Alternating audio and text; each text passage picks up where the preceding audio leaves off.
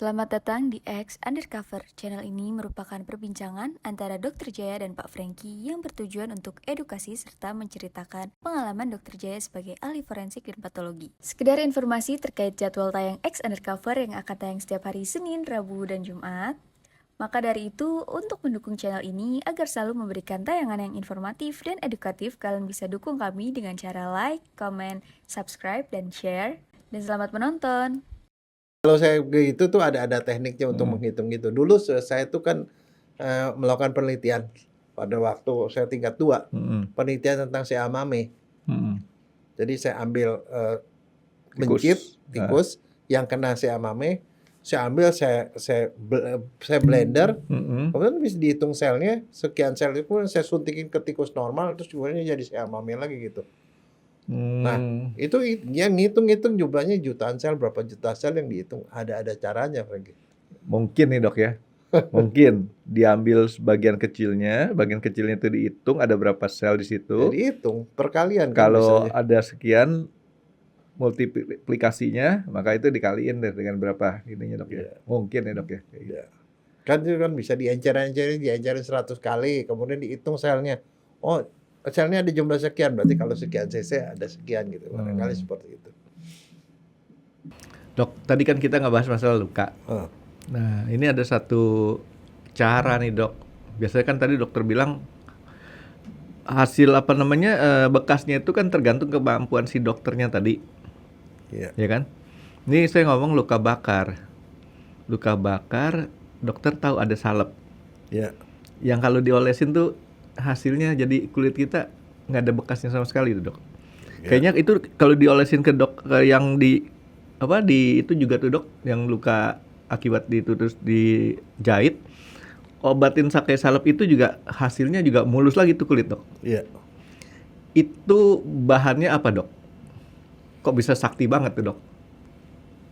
Tapi dokter tahu kan yang saya maksud tuh mereknya ya? Itu ada berapa merek sih dok? Sorry. Banyak mereknya nggak? Atau cuma satu? Enggak banyak gitu. Tapi intinya itu bahannya dok? Bahan dari stem cell sebenarnya itu, Franky. Stem cell? Ya. Stem cell itu paling banyak itu terdapat pada jaringan bayi. Jadi stem cell paling murah tuh model kayak gitu tuh dok ya? Iya, itu stem cell paling murah, itu stem cell lokal. Jadi itu dia dibikin dari ari-ari bayi, Franky. Kayak gini. Sebenarnya stem cell itu pada waktu bayi itu dia jumlah stem cell itu banyak sekali.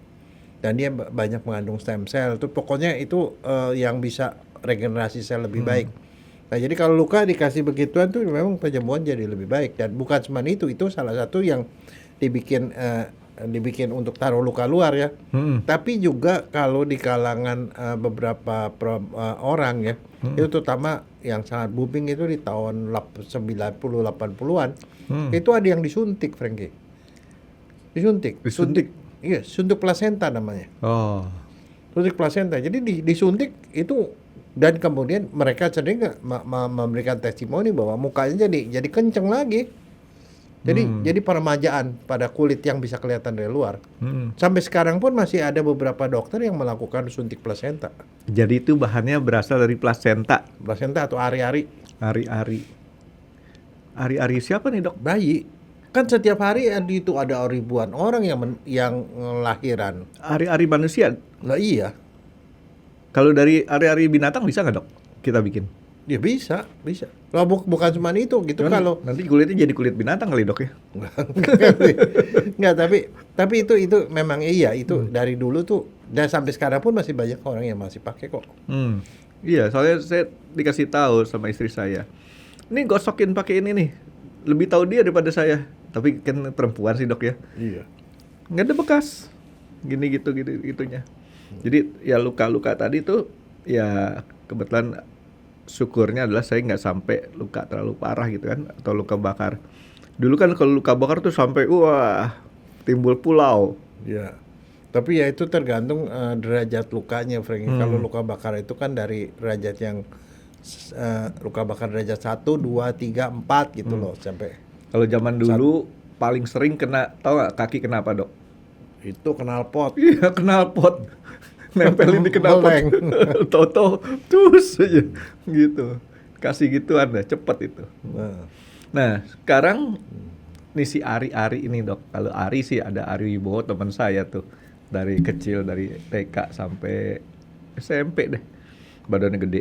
Ari Wibowo itu atlet. Bukan itu yang Ari, artis itu. Ari Wibowo mah banyak namanya dok. Bukan, ini mah Ari Wibowo teman saya di Asisi dulu. Oh. Jadi Ari ini kan yang nyambungin dok ya dari bayi ke si ibu. Iya, betul. Jadi kan si bayi itu adalah sebenarnya makhluk baru yang ditempelkan pada ibu. Nempelnya itu lewat ari-ari. Ari-ari nempel ke rahim ibu. Nah, lewat ari-ari itulah kemudian makanan dan oksigen masuk ke tali pusat, terus masuk ke dalam tubuh bayi. Masuknya lewat pusar sini. Karena masuknya lewat sini, ini disebutnya pusat. Pusar atau pusat. Nah, dari situlah bayi itu bisa bertumbuh menjadi manusia, makin besar dan kemudian lahir. Jadi itu adalah sambungan, nempel ari-arinya ke ibu, terus lewat tali pusat masuk makanan dan oksigen ke bayi. Nah, tahu nggak kenapa adanya di perut dok?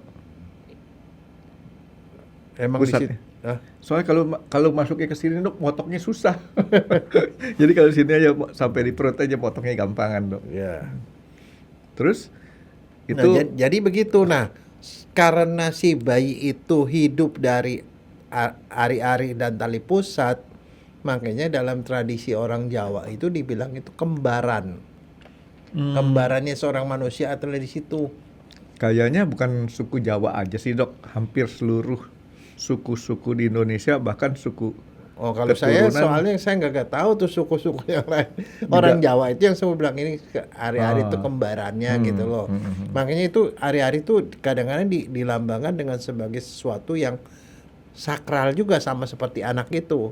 Sehingga diperlakukan dan diberikan treatment segala macam secara khusus gitu loh.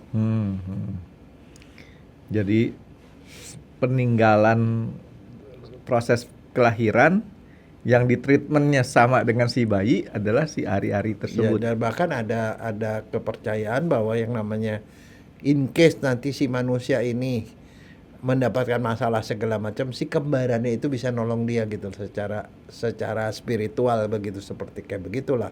Makanya nih ari-ari ini dianggap sesuatu yang terhormat. Makanya kamu lihat ya, pada setiap kelahiran bayi setelah lahir biasanya ari-arinya tuh tidak dibuang dengan sembarangan, Frankie. Itu ari-ari berapa panjang dok? Kok berapa panjang, berapa luas? Kan itu kan semacam kayak selang kan dok ya? Loh, itu tali pusat namanya. Oh, Ari-ari itu sesuatu yang nempel, bentuknya segede gini, kayak cakram segi sama gede piring. oh gitu. Si ari-ari itu Tadi segede piring. Nah, di tengahnya tuh ada talinya. Nah, talinya itu tali pusat yang nempel ke sini. itu si ari-ari itu beda sama tali pusat ya? Nah, tali pusat talinya. Itu yang panjangnya tadi yang saya Iya. tanya. Ini berapa luas pertanyaannya ya? Kalau panjangnya segini, kira-kira itu sekitar 40 cm. 40 cm. 40 cm. Biasanya sama dokter tuh kira-kira 5 cm dari pusat, diikat, ikat 2 tempat, kemudian di tengahnya digunting. Jadi ada 5 sekitar 3 sampai 5 cm dari pusat itu dijepit sama dokter, dijepit 2, di tengahnya dipotong. Nah, ari-arinya itulah kemudian harus diambil, bayinya itu dengan tali pusat sekitar 3 sampai 5 cm itu diikut sama dia. Nah, ini harus dirawat nih yang bekas puntungannya itu. Dirawat, dikasih betadin segala macam, 2 minggu kemudian dicopot. Biasanya itu dok, disumpal itu, terus ditekan sama apa? Gobang. Duit koin. Iya. Gobangan. Diturut supaya nggak bodong. Supaya nggak bodong. Kalau bodong itu adalah pusternya keluar. Sekarang tuh bodong jadi istilah lain kan dok? Apa? Ya, motor bodong lah, motor nggak punya STNK, mobil bodong gitu kan? Nggak, tapi kalau yang bodong benar dia keluar gitu ya. Padahal bodong tuh itu kan sebenarnya Ya. kan? Nah, itu kalau didiemin, dirawat, lama-lama dia kering, dia putus. Nah, kalau udah putus, puntungannya ini pun, puntungan tali pusatnya itu disimpan sama orang tua. Iya. Iya, saya ingat dulu mama saya tuh di dalam kamarnya dia tuh ada tuh, ini anak pertama, anak kedua, anak ketiga gitu. Dikasih kain, diikat, dijahit gitu dok ya? Iya. Nah, sekarang saya mau nanya, kira-kira kamu tahu nggak apa gunanya itu disimpan? Memori dok. Itu Buat saya tuh memori. memang sensitive memory. Tapi tahu nggak? Itu adalah sumber DNA, Frankie. Buat si bayinya. Identifikasi. Buat manusia baru tadi. Nah, ini kan isinya sel bayi. One day misalnya, ini saya ambil cerita ya. Ini sering kejadian. Yang suka nyimpen itu bukan cuma orang Indonesia loh, orang Filipina juga pernah. Nah itu disimpan sama ibunya. Sekali waktu tuh anaknya pergi naik pesawat terbang, terus pesawatnya Crash. Dia cari nih Crash korban. Di sana cuma ada serpian-serpian doang, nggak tahu siapa. Tapi dia anaknya itu mungkin salah satu orang korban dari situ. Ada satu jaringan yang keambil di sana. Diperiksa DNA-nya. Dicarilah orang tuanya bilang, saya masih simpen itu tali pusatnya. Oh boleh. Dicocokin. Cocok, berarti dia ini korban yang itu, anaknya yang ikut naik pesawat. Jadi yang bersangkutan termasuk salah satu korban. Iya. Itu untuk pembanding. Sebab kalau tidak dia nggak punya tali pusat, yang harus dicari adalah orang tuanya, bapak ibunya. Kalau bapak ibunya masih ada, bisa dicocokin ini benar anaknya. Tapi kalau dia punya tali pusat yang disimpan tadi, yang 100% itu, cocok lah ya. 100% ya berarti dia. Jadi itu adalah sesuatu yang kalau menurut saya juga sangat berguna. Itu pemanfaatan secara tidak langsung, dan itu bisa terjadi kenapa?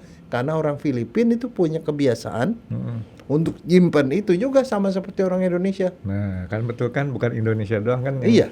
Enggak, saya kan. cuma bilang bahwa kadang-kadang ada tradisi seperti itu kadang-kadang ada gunanya juga.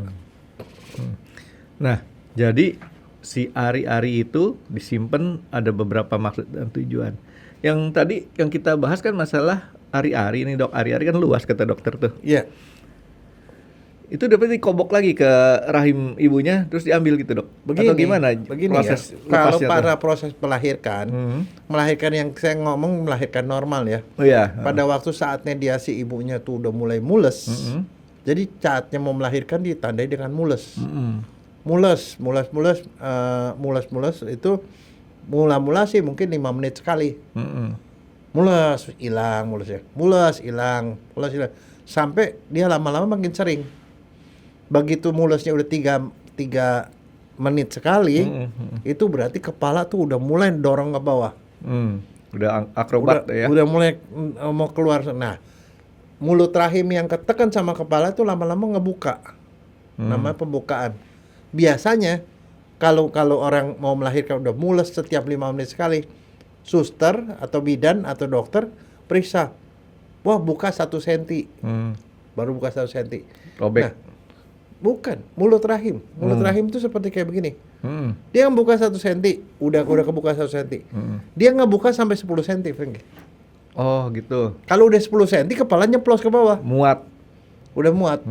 Nah, kalau dia belum buka 10 senti, si ibu nggak boleh ngeden.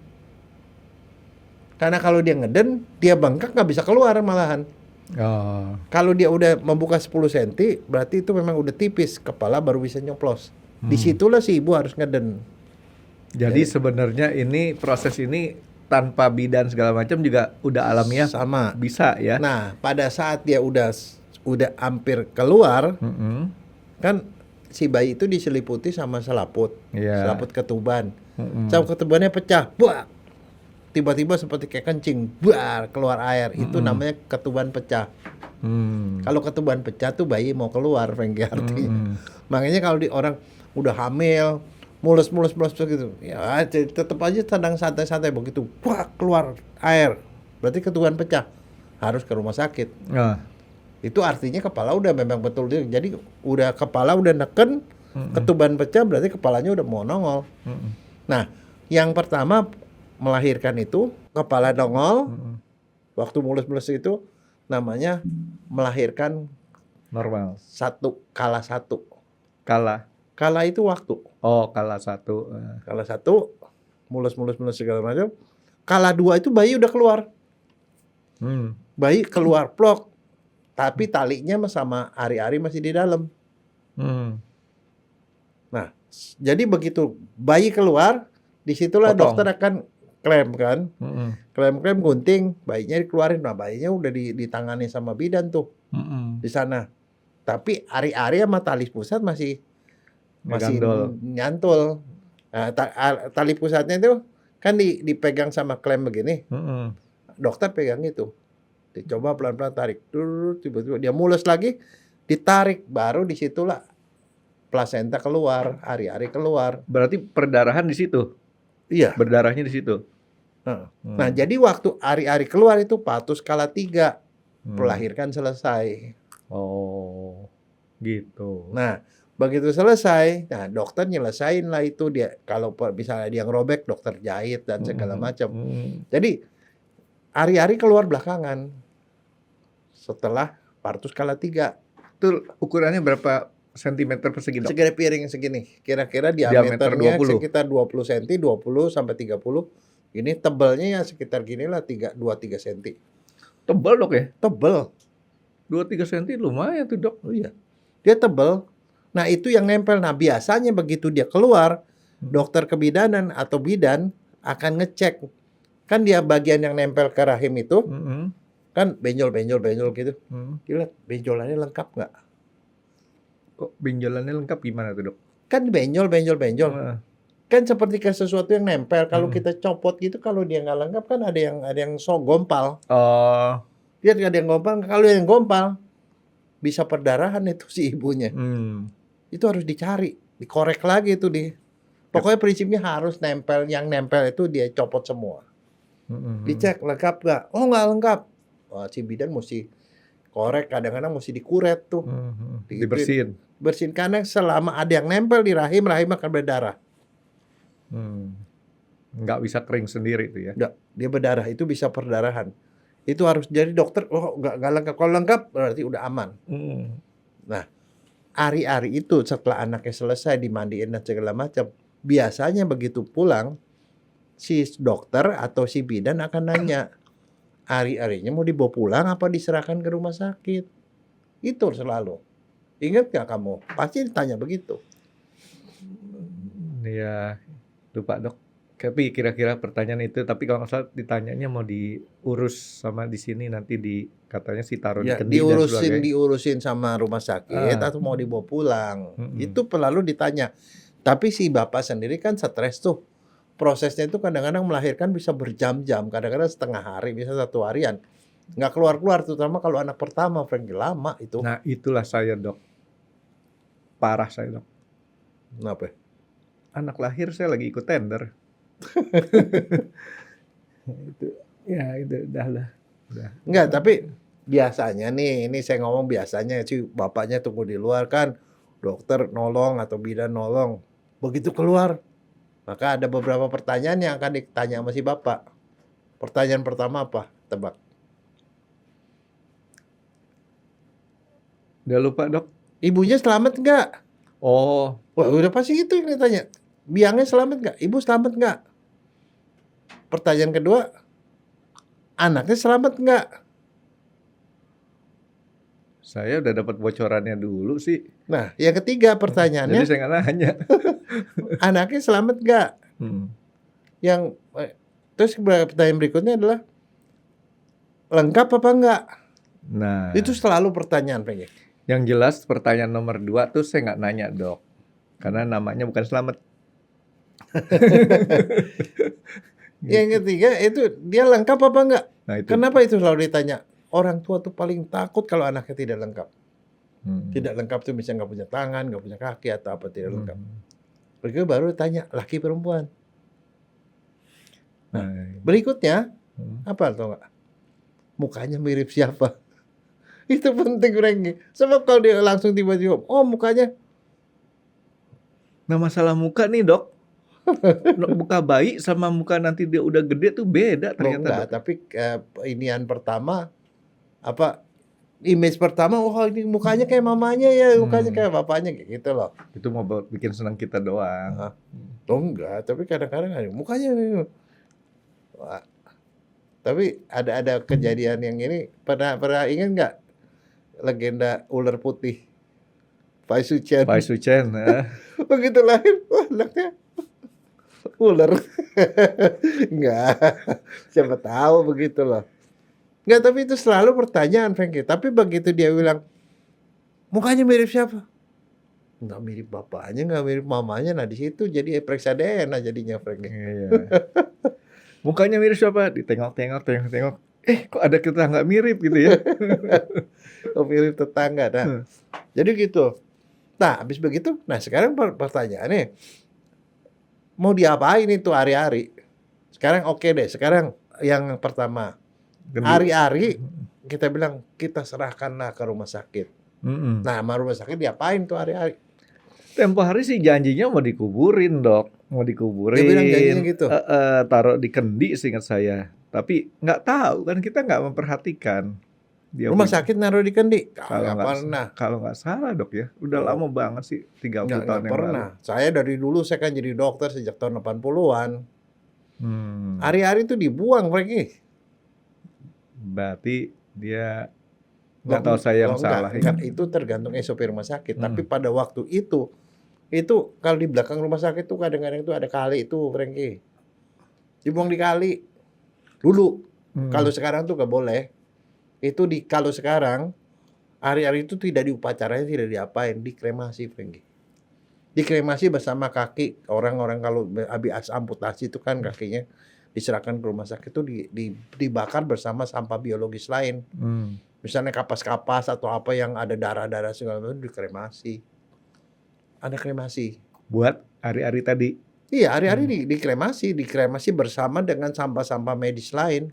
Sampah medis itu termasuk misalnya jaringan tumor atau apa yang udah nggak kepake atau kaki yang habis dibuntungin gitu loh. Termasuk itu juga alat suntik. Beda penanganannya. Oh beda. Kalau yang begitu beda. Ada itu alat medis itu beda karena kan itu ada besi segala macam. Kalau yang biologis tuh dikremasi. Dikremasi ya. Jadi abu. Nah, kebetulan saya tuh ya, saya juga nggak ngerti yang semua bapak-bapak, semua laki-laki pasti one day jadi bapak kan. Begitu jadi bapak terus mau diapain? Nah, kebetulan saya tuh kan sering liatin nenek saya. Kebetulan saya juga punya saudara kan banyak. Adik di bawah saya tuh ada 5 orang. Jadi waktu mereka lahiran tuh kemudian hari-hari dibawa pulang, hari-hari selalu dibawa pulang kalau di keluarga saya. Bawa pulang, terus saya liatin apa yang dilakukan. Sehingga pada waktu anak saya lahir, anak saya 3 lahir, ya saya yang mengolah hari-hari itu. Saya bawa pulang, saya nggak sediain ke rumah sakit karena saya tahu diapain di rumah sakit. Nah, saya bawa pulang, nah saya lakukan seperti yang dilakukan oleh nenek saya. Kira-kira tahu nggak apa yang dilakukan? Nah itu dia, Dok. Saya mohon maaf nih, saya cerita sedikit. Saya tuh dari kecil, orang tua saya adalah single parent nih, Dok. Mami saya nggak ada waktu saya masih SMP kelas 1. Jadi saya nggak dapat banyak pelajaran yang dokter terima tuh. Adik saya kan udah nggak ada yang kecil lagi, jadi nggak ada yang lahirin lagi. Mama saya udah nggak ada. Udah, jadi nggak punya ilmunya. Dokternya kan punya ilmunya tuh, ada adiknya segala macam, bisa jiplak lah ya. Ngelihat gitu loh. Terus udah gitu saya suka nanya-nanya juga. Jadi yang dilakukan itu pada waktu itu jadi gini. Itu sampai ke cucu saya pun saya yang ngolah. Nah itu ya barangkali sih saya nggak tahu tapi ini benar apa enggak. Tapi itu yang dilakukan oleh saya. Jadi gini. Yang dilakukan pertama adalah kita cari itu bahan untuk ritualnya. Pergi ke pasar tradisional, Franky. Pasar tradisional itu pasar kembang. Pasar kembang atau yang jual kembang atau yang jual sirih. Itu mereka tanya, bilang aja mau beli peralatan untuk ari-ari. Nanti kasih tuh sejenis kayak guci dari tanah liat. Di dalamnya tuh udah isi dengan bahan-bahannya itu ada itu garam kasar. Di situ ada garam kasar, terus ada kain putih buat tutupin si kendinya itu. Ya begituan. Terus ya adalah segala macam di situ, ada beberapa barang lah di situ. Ada asam atau apalah saya nggak tahu. Tapi itu kita beli buat itu. Nanti diajarin sama dia caranya. Nah, sampai di rumah apa yang kita lakukan itu hari-hari itu kalau orang yang nggak biasa lakukan itu, yang biasa lakukan tuh ibu-ibu bukan bapak-bapak. Saya sih betul karena saya ini aja deh udah pernah sering lihat saya kayak ngerjain. Itu dicuci kan berdarah tuh, bekas tempelan itu berdarah. Dicuci dibilas sampai bersih. Nah udah bersih dia diborehin sama itu Garam. garam tadi udah diboreh Garam semua. bata nih dok ya? Garam kasar sekali, kasar-kasaran gitu, bukan seperti garam dapur, bukan. Kasar. Ditaruh di dalam guci itu biasanya muat segede guci itu loh, seguci itu. Gucinya lumayan segede segini lah. Garamnya Segede. buat ngaramin ikan kali itu dok ya? Iya, dimasukin ke dalam. Nah di situ udah gitu dikasih, di situ ada kembang lah, ada apa segala macam. Terus itu biasanya saya diajarin sama si tukang kembang ini. Taruh di situ kertas kecil, kertas aja kecil situ sama pensil kecil. Itu supaya itu jenis kelamin apapun ditaruh itu supaya apa? Supaya nanti dia jadi orang yang Itu pinter. pensil kayu. Pensil biasa. Bukan Cuma pensil dicari yang pendek lah, udah pendek. Oh, bukan pensil yang cetek-cetek gitu. Enggak, apapun terserah, pokoknya pensil sama itu supaya dia rajin belajar, pintar gitu loh. Terus kalau dia perempuan ditambah lagi potongan-potongan kain warna-warni masukin ke dalam. Itu perlambang bahwa supaya kalau dia jadi perempuan, dia jadi perempuan yang pantas pakai baju apapun gitu loh. Oh, pinter dandan. Nah udah selesai, ditutuplah sama kain putih, tutupnya itu, kendinya, ditutup, diikat, ada talinya, terus ditanam di tanah. Nah kalau kita nggak punya tanah di rumah, saya sih beli pot kembang, ditaruh itu di paling dasar terus ditutup sama tanah. Habis itu di atasnya ditaruh ini lilin, dinyalain tuh lilin selama 7 hari. Ya ada yang 1 hari, ada yang 7 hari. Maksudnya apa?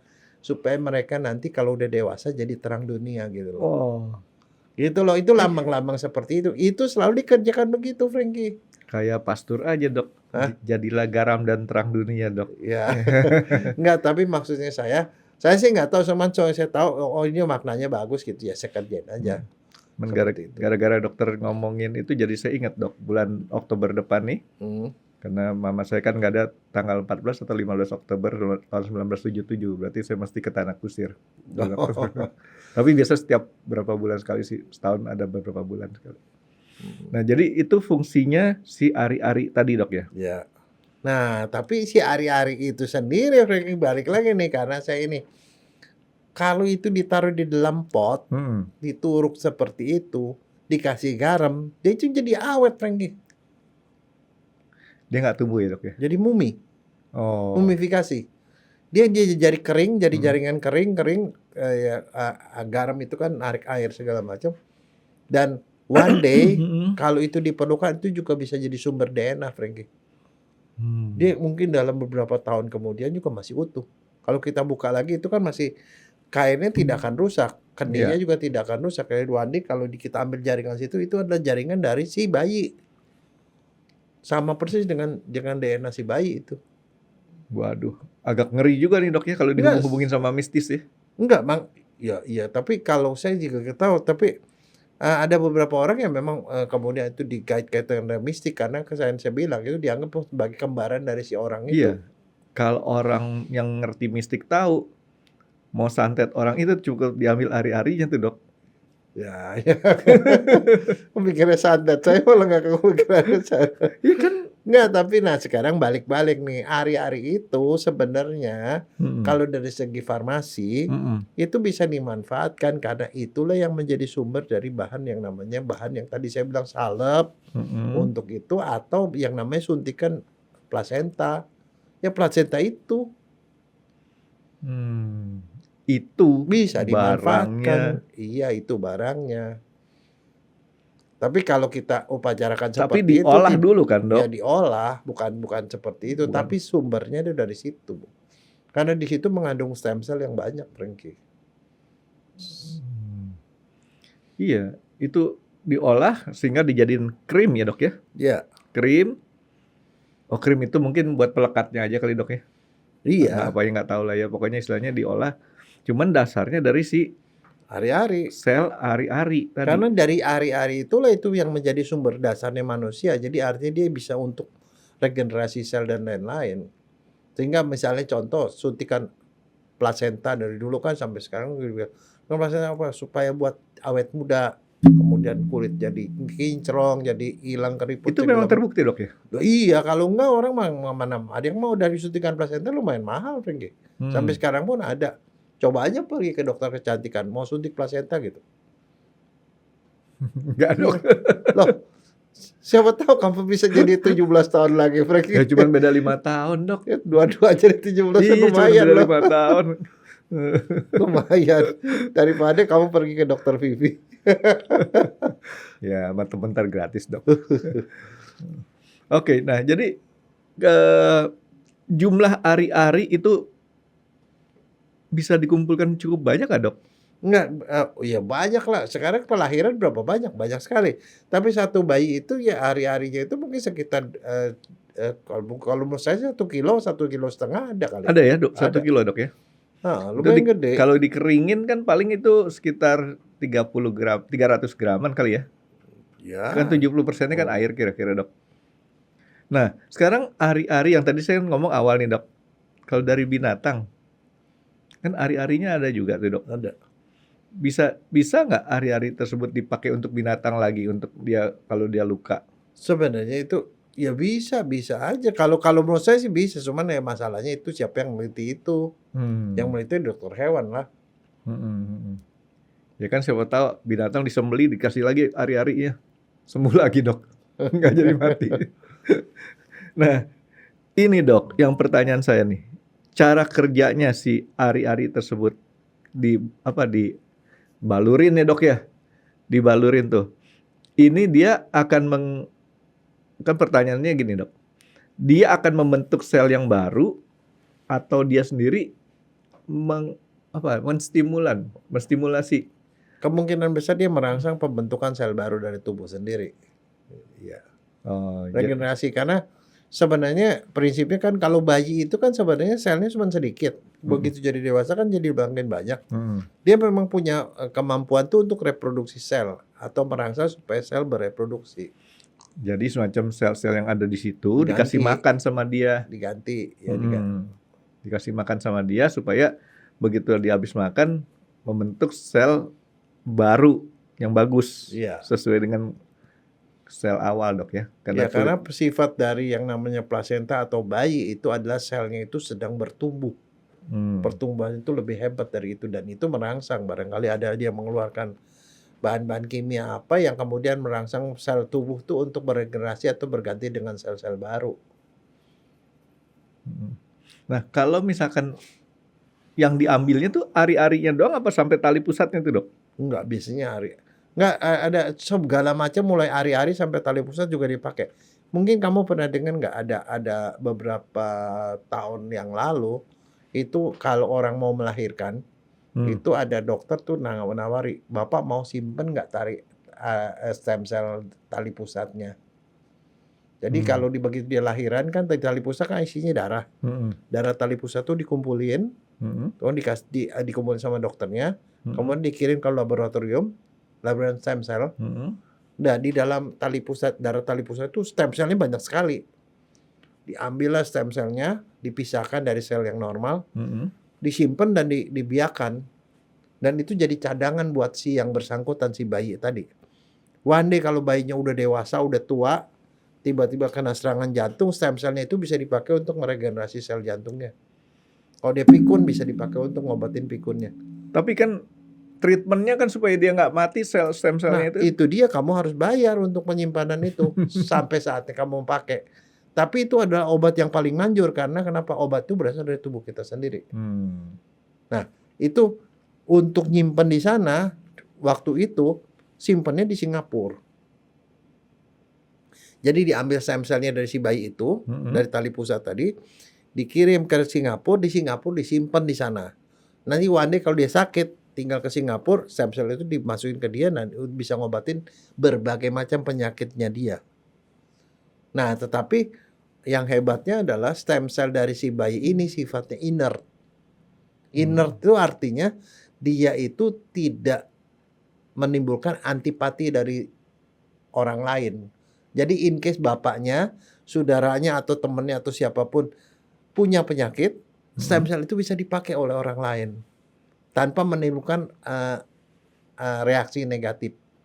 Kan biasanya kalau barang lain masuk ke badan kita ada penolakan kan? Termasuk orang yang nggak punya hubungan darah. Ya.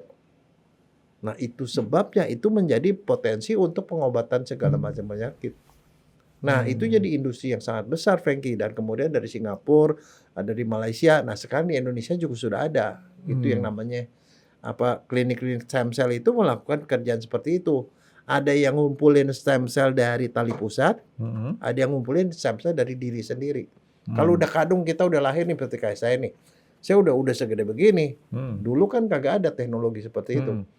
Saya bisa ngumpulin stem cell, saya bisa. Dari mana? Diambil dari sumsum tulang saya atau dari lemak saya, diambil, dipisahkan stem cell dan itu kemudian dimasukin untuk obati saya.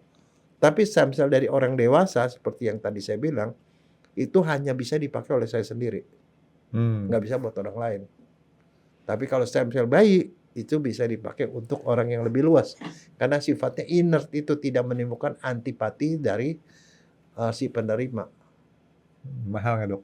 Mahal ya? Mahal. Itu stem cell itu sampai sekarang nih kalau yang namanya stem cell, apalagi dari saya sendiri, stem cell saya sendiri dikeluarin, dibiakin, kemudian dimasukin ke saya sendiri, itu hitungannya per sel, Frankie. Jadi satu sel tuh harganya antara 1 sampai 2 rupiah. Tapi yang disuntikan ke saya untuk ngobati penyakit bisa 100 juta sel. Jadi 100 juta kali 2 aja 200 juta. 200 juta. Kalau 100 juta dok. Oh iya, kadang kan 200 juta. Itu tergantung penyakitnya. Ada yang 50 juta. Saya mau juga sih kalau agak murah dok, buat supaya saya jadi lebih pinter dok. Enggak, tapi itu stem cell itu sendiri efeknya luar biasa, Frank. Banyak penyakit yang tidak bisa sembuh, itu bisa disembuhkan dengan itu. Ya, antara dua alternatifnya. Ambil stem cell dari bayi yang disimpan itu, atau ambil dari diri sendiri. Kalau saya ya nih dok ya, mendengar informasi dari dokter Jaya gitu, mendingan ambil yang dari bayi orang lain. Lebih cepat kan dok, nggak perlu di ini dulu. Nggak perlu diolah dulu kan, ke satu ya. Kalau yang dari kita, dari sumsum maupun dari lemak nih dok, kan sakit diambil sumsumnya dok. Wah, egois banget, sakit. Tapi kan dari diri kita sendiri, udah jelas nggak bakal ada penolakan, Frankie. Iya, tapi yang dari bayi kan itu kan dasarnya dari ari-ari bayi yang gitu istilahnya bukan pembunuhan, cuman bahan yang sudah tidak digunakan lagi sama si bayi maupun ibunya, yang diolah jadi buat kita dok, ya kan? Lebih sederhana, lebih ini dok, lebih nggak sakit dok. Tapi nggak tahu harganya mahalan mana tuh, gitu. Oke, jadi ini si ari-ari bayi ini fungsinya ada 2 dok ya, secara gambarannya. Pertama adalah untuk ritual, yang kedua adalah dipakai untuk pengobatan. Dan pengobatannya ini karena dia sifatnya masih mungkin karena masih bayi dok ya, ngelawan sel-sel yang udah dewasa, dia kalah. Bukan soal kalah, dia itu tidak mempunyai antigen yang membuat itu jadi anggap sebagai benda asing. Ya selalu sifatnya seperti itu. Jadi bisa nemplok kemana aja gitu dok ya? Bisa diterima. Diterima oleh tubuh yang manapun. Reaksi penolakannya lebih sedikit. Sebenarnya kan masalah kalau kita memasukkan sesuatu dari luar adalah penolakan dari antibodi kita. Antibodi kita bilang, wah itu benda asing, dihantam sama dia. Tapi kalau dari bayi dia nggak hantam. Perlu dilindungin dok, bayi kecil. Ya seperti itulah. Tapi sekarang itu jarang orang yang melakukan stem cell dari bayi. Jarang, Frankie. Loh, padahal ide saya kan bagus tadi dok. Enggak, dari tali pusat itu lebih jarang. Karena lebih sering adalah orang diambil dari diri sendiri. Karena itu kan, ya istilahnya lebih praktis lah, saya mau perlu ya diambil dari saya sendiri, dimasukin itu. Kan cuma urusan dokter aja ya bagaimana cara. Tapi kan nanti perlu diolah dulu dok ya? Oh diolah kira-kira beberapa minggu lah, 2-3 minggu. 2-3 minggu jadi diambil dari lemak kita biasanya. Kebayang nggak Frankie? Kamu punya banyak lemak, lemaknya diambil di liposuction. Dari lemak itu diambil stem cellnya, diolah, dibiarkan 2 minggu kemudian itu yang dimasukin. Kan itu nggak menyulitkan orang lain. Kalau 100 juta sel itu kira-kira dalam bentuk dimensi seberapa mililiter sih? Aduh, nggak tahu itu teknis. Nggak tahu dok ya? Nggak tahu. Lah ngitungnya gimana kalau dia nggak bisa buktiin berapa? Wah, ada mesinnya. Ada mesin yang bisa menghitung, Frankie. Oh, ntar sama gak kayak kita bintang di langit ada berapa? Ada 3 juta. Dokter nggak suka nipu itu, tapi ada mesinnya buat gitu. Ada mesin yang ngomong, Frankie. Ada 3 juta 3. Masa 3,3 juta kalau nggak percaya hitung sendiri. Enggak, tapi begini, kalau saya gitu tuh ada tekniknya untuk menghitung itu. Dulu saya tuh kan melakukan penelitian pada waktu saya tingkat 2, penelitian tentang siamame. Jadi saya ambil mencit tikus yang kena siamame, saya ambil saya blender, kemudian bisa dihitung selnya, sekian sel itu saya suntikin ke tikus normal, terus kemudian jadi siamame lagi gitu. Nah, itu yang ngitung-ngitung jumlahnya jutaan sel, berapa juta sel yang dihitung, ada caranya, Frankie. Mungkin nih dok ya, mungkin diambil bagian kecilnya itu dihitung ada berapa sel di situ. Jadi hitung perkalian kan Kalau misalnya. ada sekian multiplikasinya, maka itu dikaliin deh dengan berapa ininya dok ya. Mungkin ya dok ya. Ya. Kan itu kan bisa diencerin 100 kali, kemudian dihitung selnya. Oh, selnya ada jumlah sekian, berarti kalau sekian cc ada sekian gitu. Barangkali seperti itu. Ya, kalau saya jadi tambah lebih pinter sih nggak apa-apa dok. Kalau kayak sekarang begini loncat-loncat dulu kan Loh otak. enggak, bukan masalah itu, tapi masalahnya makin tua kita banyak penyakit, Frankie. Itu salah satu yang ngembangin itu kan ada Kalbe Pharma ya. Kalbe Pharma. Kenapa dia gitu? Yang pemiliknya tuh pemilik Kalbe Pharma bilang, orang kalau udah tua itu udah susah, banyak penyakit dan segala macam. Kalau kita bisa membuat kita jadi awet muda, kenapa enggak? Bisa bikin kita immortal nggak dok? Oh, enggak sampai immortal. Mereka tujuannya adalah supaya kita lebih muda sehingga tidak kena penyakit tua. Penyakit tua itu udah pikun, beser, keriput, jelek, banyak penyakit stroke, kencing manis, apa semua itu tuh bisa selesai dengan stem cell itu, Frankie. Masalahnya gitu. Supaya kualitas hidup kita lebih bagus itu. Tujuan orang gitu. Padahal kan kalau kita bukan soal mudanya, bukan. Kalau kita tambah tua kan tambah wibawa katanya dok. Iya, tapi penyakit makin banyak. Oh. Kan katanya ada perubahan, Frankie, dari wangi-wangian. Waktu muda gitu pakai minyak wangi, kalau udah tua pakai minyak angin, Frankie. Supaya kau pakai minyak wangi lagi, Frankie. Begitu. Kebutuhannya berubah. Aduh. Ya, ntar begini dok. Kalau saya ngelihat itu potensi bisnis buat saya dok. Saya bikin minyak angin yang baunya minyak wangi. Nah, jadi minyak wangi itu kalau kita olesin, wanginya dapat, panasnya dapat, sembuhnya dapat dok. Coba kalau dibikin gitu pasti laku keras tuh dok. Jadi nggak begitu kayak kita masuk di mobil, siapa yang minyak angin nih? Gitu. Ya pakai minyak wangi yang bagus-bagus lah. Oke, jadi itu manfaatnya jadi sumber DNA dok ya, ritual sama obat. Di Indonesia banyak ya dok? Apa? Yang bikin obat-obat dari ari-ari tersebut. Selain dari ini, selain dari untuk yang tadi salep kayak gitu. Iya salep terus itu masih ada salepnya itu. Satunya terus kalau yang suntikan juga masih ada. Selain itu dipakai apa lagi dok si ari-ari ini? Udah itu aja? Enggak, cuma itu doang. Ya satunya lagi tadi saya bilang sumber stem cell itu. Tapi kayaknya sekarang juga yang itu lebih jauh lebih sedikit dibandingin yang stem cell dewasa. Stem cell dewasa itu diambil dari darah, sumsum tulang dan lemak. Jadi sekalian buat perempuan, lemaknya berkurang, dapat lebih muda lagi gitu loh, kayak gitu. Ya, saya masih belum ngebayangin sih. Jangan dibayangin lah, dilaksanain aja, Frankie. Tapi nggak ada bayangannya dok, nggak ada bayangannya tuh. Nggak, tapi efeknya memang bagus, Frankie. Saya udah lihat orang yang di stem cell, benar-benar muda, Frankie. Kenceng lagi. Ya kalau soal kenceng mah pernah saya ngomong sama dokter dok. Diapain? Beli kalender. Beli kalender nih yang gambar bintang film, digunting tempelin di sini, kenceng tuh. Nah, udah. Jadi artinya si ari-ari begitu dok ya fungsinya dok ya. Ya mudah-mudahan dok saya nggak perlu sampai pakai stem cell karena kayaknya nggak sanggup belinya dok. Ngitungnya kebanyakan. 200 juta Mek. Kali 2 perak kali 400 juta dok.